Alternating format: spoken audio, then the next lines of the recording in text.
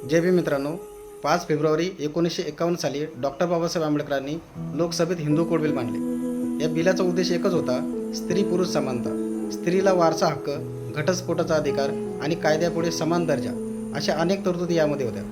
पण संसदेत आणि समाजात या बिलाला प्रचंड विरोध झाला.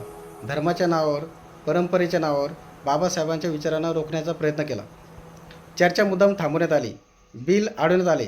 भारताला त्यावेळी स्त्री पुरुष समानतेचा कायदा नको होता, तर पुरुष सत्तेला टिकवणारी व्यवस्था हवी होती. या अन्यायकारक मानसिकतेमुळे डॉक्टर बाबासाहेब आंबेडकरांनी 1951मध्येच कायदेमंत्री पदाचा राजीनामा दिला.